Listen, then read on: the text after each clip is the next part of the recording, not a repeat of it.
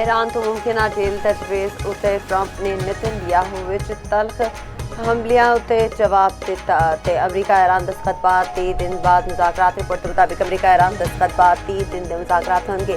जोरी प्रोग्राम तैयार नहीं हुआ ते गलबात होगी ट्रंप नाल गल करते नेतन्याहू गुस्से विच आ गए दफ्तर ईरानी वज़ीर आज़म ते वाइट हाउस ने तबसरे तो गुरेज किया दूजे पासे ट्रंप ने ईरान फिर हमले की धमकी आख्या ईरान नाल डील ना हुई तो अमरीका दोबारा हमला कर सकता है ईरान एक मौका देने लोगों की हलाकत नालों बेहतर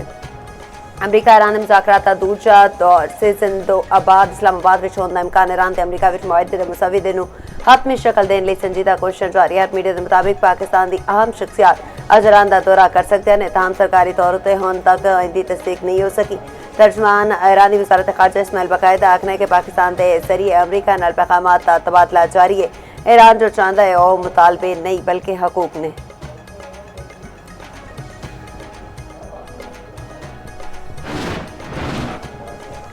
पाकिस्तान ईरान अमरीका विच सालसी दियां कोशिशां तेज वफाकी वज़ीर दाखिला मोहसिन नकवी दा एक हफ्ते विच ईरान दा दूजा दौर वज़ीर दाखिला मोहसिन नकवी दी ईरानी सदर मसूद पज़ेशकियान नाल मुलाकात करते ते सूरत हाल ते तबादला ख्याल किया गया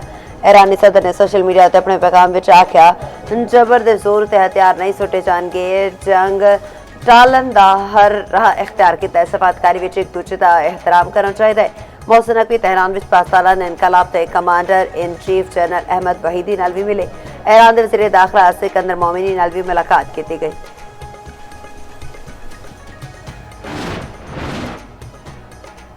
ईरान का अपना हुमस उत्ते कंट्रोल सख्त नवा बहरी जोन कायम अपना हुमस उल्लंघन लिए इजाजतनामा लाजमी करार ईरानी अथॉरिटी ने कंट्रोल जोन की तफसील जारी कर दी थी जजीरा कश्मीर तो यूएई रियासत उमुल क़य्यूम तक दा कंट्रोल जोन मुकर्रर किया गया ईरान के जबल मुबारक तो फजीरा के जनूबी हिस्से तक का इलाका शामिल ईरानी अथॉरिटी का आखना है कि जहाज़ों लिए ईरानी लाइसेंस ते कोऑर्डिनेशन लाजमी होगा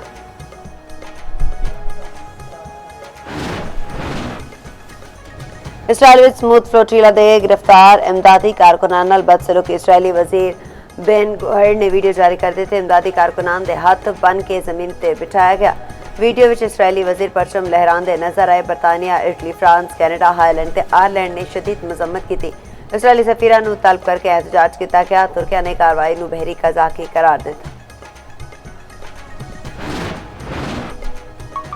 अमरीका ने क्यूबा के साबिक सदर राउल कास्त्रो ते फर्द जुर्मायत कर दी थी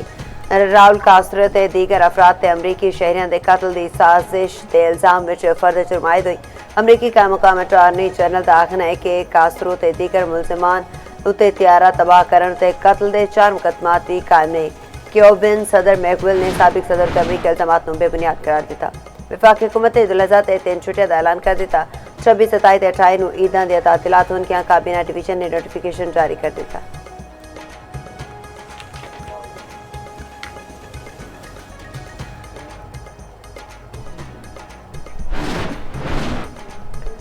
ड्रग डीलर पिंकी केस विच तहकीकात का दायरा वसी कराची विच ऑनलाइन मनशात स्मगलिंग करने वाले 70 मर्द खवातीन सरगर्म सोशल मीडिया एप्स के जरिए मनशात का कारोबार करने वालियां दी फहरिस्त सामने आ गई कराची के साउथ जोन विच एहतसाब का सिलसिला जारी डीआईजी साउथ ने भी एहलकारां नूं जोन बदर कर दिता दूजे पासे सीटीडी जराये दे मुताबिक एएसआई कफील नूं मुलजिमां नाल राबते दी इंक्वायरी विच क्लियर कर दिता गया